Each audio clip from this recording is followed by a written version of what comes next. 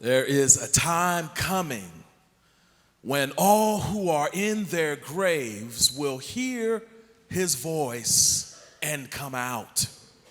Those who have done good to the resurrection of life, and those who have done evil to the resurrection of judgment. Judgment. May God add a blessing to the reading of God's word. You may be seated. Turn to your neighbor and say, neighbor, there's some good news about judgment. Find another neighbor, because that neighbor is in disbelief, and say, neighbor, there's some good news about judgment. Judgment, our favorite word. A word that has been weaponized in order to demonize and brutalize many of us who are gathered in this room this morning. Judgment, a word that has been aimed with precision and callousness towards anyone that is, quite frankly, not white, male, cisgendered, heterosexual, Christian, and able-bodied. Judgment, a word that has been stripped of its power and true authority and made to mean nothing more than a surveillance of moral purity and a measurement at how successful one is at avoiding, or let's be honest, repressing their true desires. Hello. Judgment.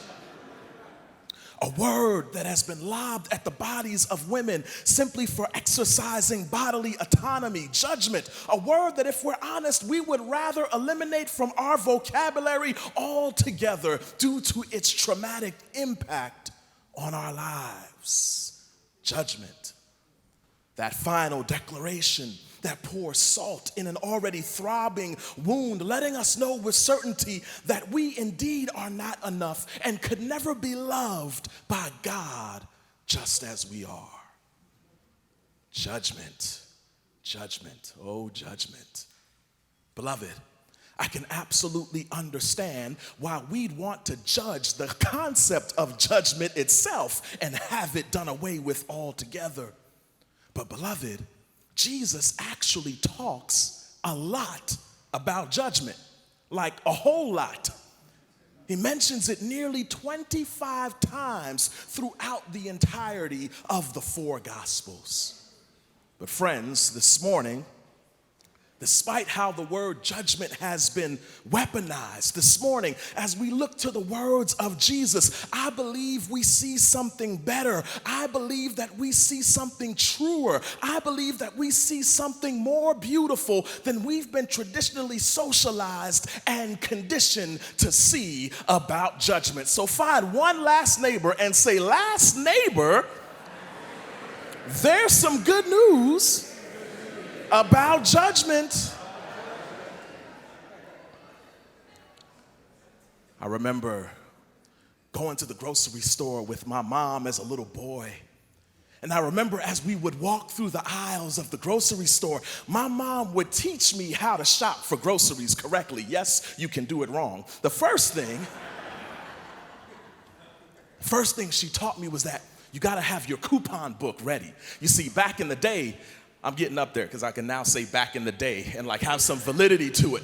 Back in the day, the coupon book would come in the mail and you'd walk into the grocery store with the coupon book, because you couldn't just run up in the grocery store unequipped. You had to make sure that you were equipped to get the best sales and the best deals. So that was the first thing my mom taught me. Walk into the grocery store with your coupons ready. The second thing was to check the ingredients for everything that you buy and take off the shelf to the best of your ability. Don't just throw any old thing up inside your shopping cart, because you throwing any old thing up inside your body. So to the best of our ability and what we were able to do, we would look at those ingredients. And the final thing that my mom taught me about grocery shopping, and something I still do to this day, was my mom taught me about the importance of the all-important expiration date. Anybody know what I'm talking about? The expiration date? My mom taught me that every single item on the shelf has an expiration date, and you need to check it, especially if you're talking about dairy and meat. You need to check it before you buy it, because if that expiration date is tomorrow and you can't eat it or freeze it by tomorrow, you don't need to be buying it today. So she told me, look at the expiration date. A date where the contents of whatever you were buying were no longer good for consumption. The expiration date would declare the end of a product's life cycle and effectiveness. The expiration date would conclude that this product, no matter what it is, has ceased to be able to do what it was intended to do. An expiration date was a time when that product's time had come to an end. Oh, and beloved, could it be that the good news this morning is that the same thing that is true about items on a grocery store shelf is true about evil itself? Friends, I believe in my soul this morning that God wants to awaken us to the reality that the good news about judgment is that judgment puts an expiration date on evil. Judgment puts an expiration date on the worst that life has to offer. Judgment puts an expiration date on the horrors and nightmares of this world and all of the suffering that comes with it. Judgment puts an expiration date on evil and is God's way of saying to evil that you won't last always, trouble won't last always, hate won't last always, oppression and human hierarchy won't last always, pain won't last always. All the good news about judgment is it puts an expiration date on evil. Oh, you might need to find one more neighbor and say, one more neighbor. He told you there's some good news about judgment. That's the good news. Judgment puts an expiration date on evil. That's the good news, but here's the rub. When I was a little boy, walking through the aisles of the grocery store with my mom, the expiration date was clearly labeled and predetermined by some outside authority other than me. I had no control. The milk was gonna go bad whenever the milk was gonna go bad. But with evil's expiration date, beloved, we as humanity, we as community, we get to co-create and collaborate on that expiration date with God. We get to co-create the expiration date of evil in this world, beloved. That's good news. Evil will come to an end, and we get to have a say-so as to when that end will be. Beloved, we get to collaborate with God and co-create all of evil's expiration dates. We can decide collectively to move evil's expiration date more closely into the near future. As I think about the work of the Equal Justice Initiative, founded in 1989 by Brian Stevenson, a widely acclaimed public interest lawyer and best-selling author of Just Mercy, who preached in this very pulpit, who founded the Equal Justice Initiative. It's a nonprofit organization that provides legal representation to people who have been illegally convicted, unfairly sentenced, or abused in state jails and prisons.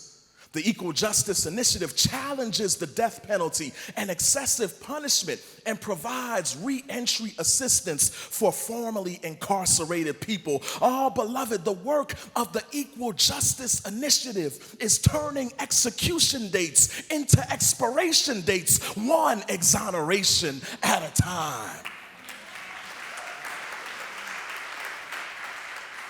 Beloved, what expiration dates might God be inviting you to collaborate in order to alter?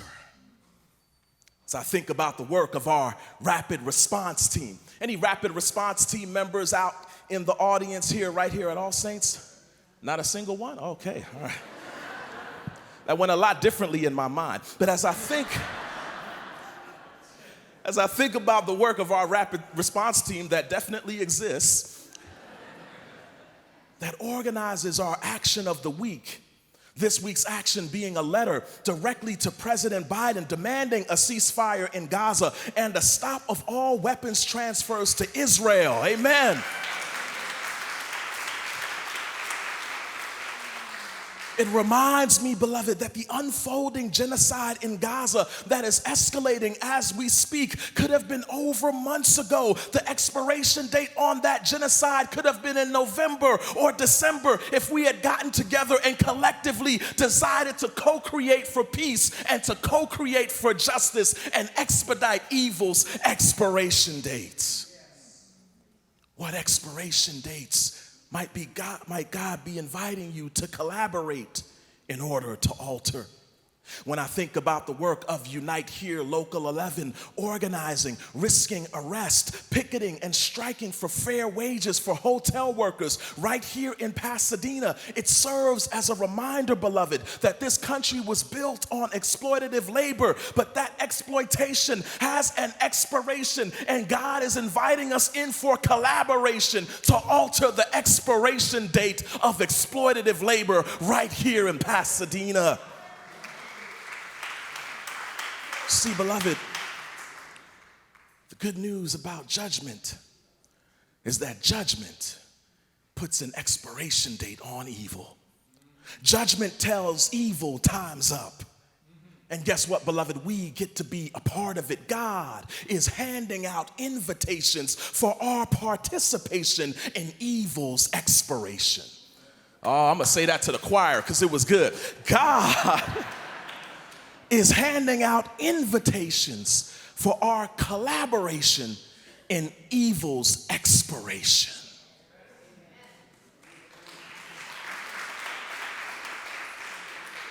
So I want to do something a little different. Close your eyes if it feels safe for you to do so, because that's good news this morning, what we're being invited into. And I want us to just meditate on that reality for just a moment. And find a rhythm and pace of breathing that works for you. For me, I take a deep breath in and count 2, 3, 4. Hold it at the top, and then I release 2, 3, 4, 5, 6. In through the nose and out through the mouth. And on the inhale, let's just take in the reality that evil will end. And on the out breath, and we get to participate. Evil will end. And we get to participate. Just find a rhythm of breathing that works for you and meditate on that reality. Let it settle into your body. Evil will end, and we get to participate.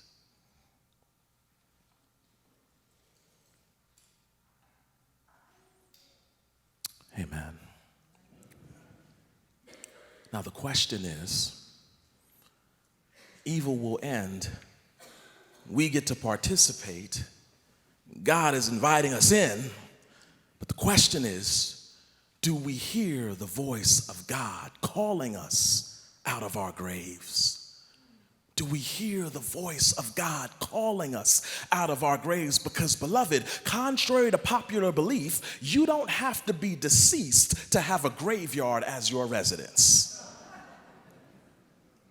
You don't have to be deceased to have a graveyard as your residence. So the question is, can we hear the voice of God calling us out of our graves of indifference, calling us out of our graves of denial, calling us out of our graves of comfort, calling us out of our graves of hierarchy and privilege? Can we hear the voice of God calling us out of that all familiar grave known as the status quo, calling us out of our graves of ego and self-centeredness? Can we hear the voice of God?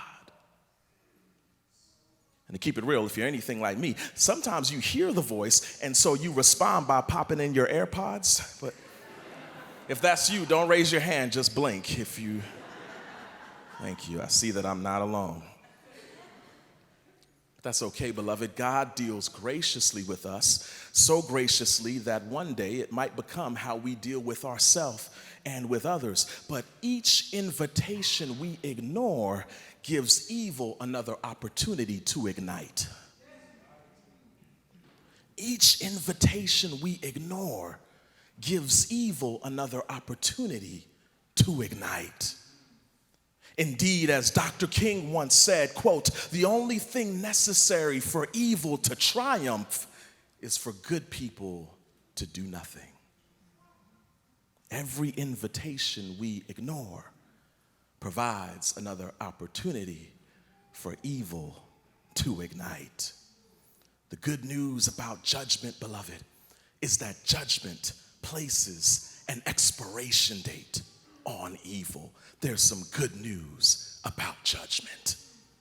Now, the last piece of good news that I'm going to share, then I'm going to get up out of your way. I know it's April and it feels like January, and we just want to crawl back up under the covers, so I won't be before you long this morning.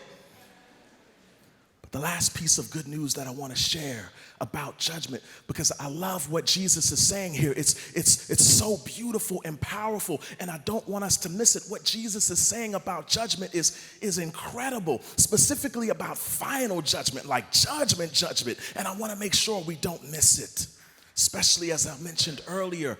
Judgment is a word that against so many of us has been weaponized in order to demonize and brutalize. So I want to make sure that we don't miss the fullness of what Jesus is saying. Listen to his words. He says this again, and I'll read the scripture. "For just as the living God has life internally, just so God has granted the Son to have life internally.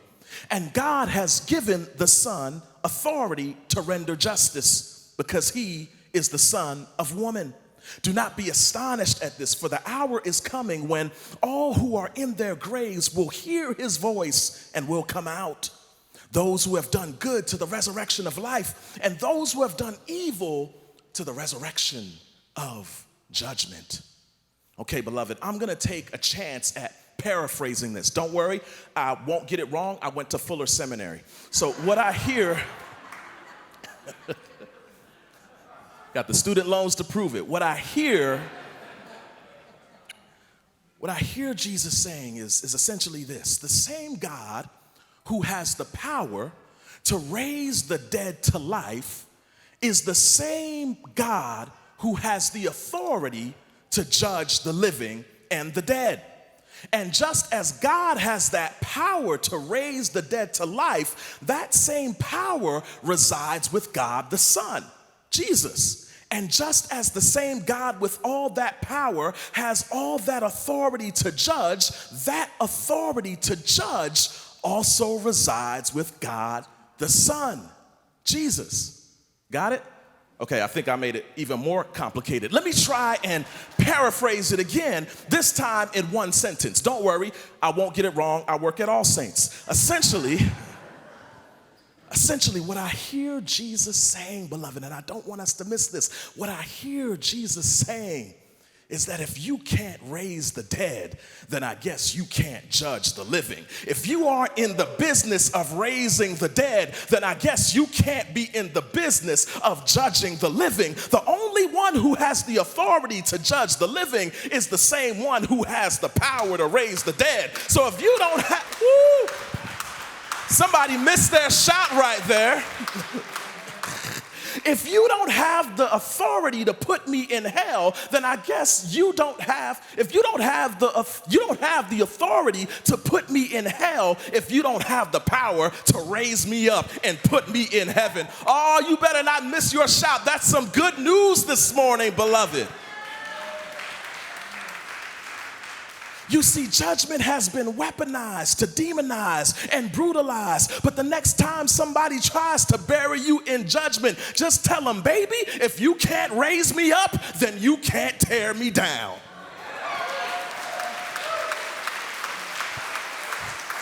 Oh, the good news about judgment is that the authority to judge doesn't reside with the people most eager to do the judging. If you can't raise me up, then baby, you can't tear me down.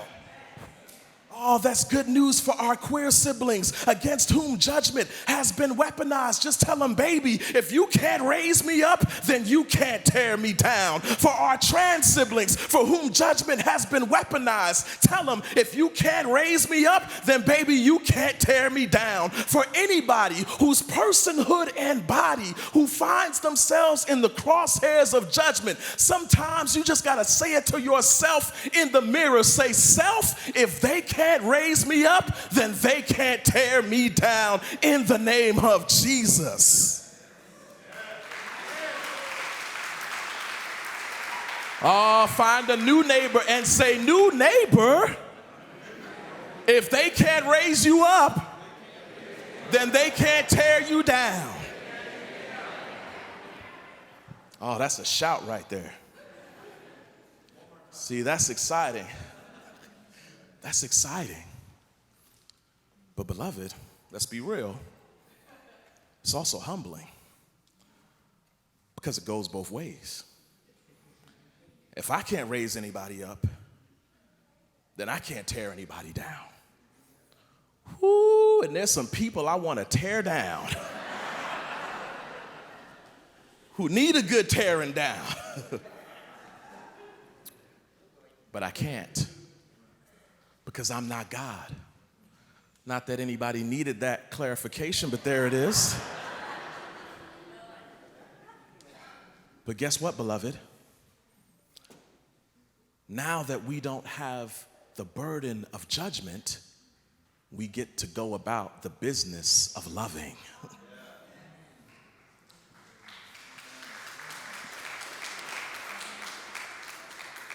Now that we are free from the burden of judging people, then we can go about the business of loving people. You know, the thing that Jesus actually commanded us to do. I'm so glad Jesus didn't look around and say, judge one another. That way they will know that you are my, but that's often how it goes.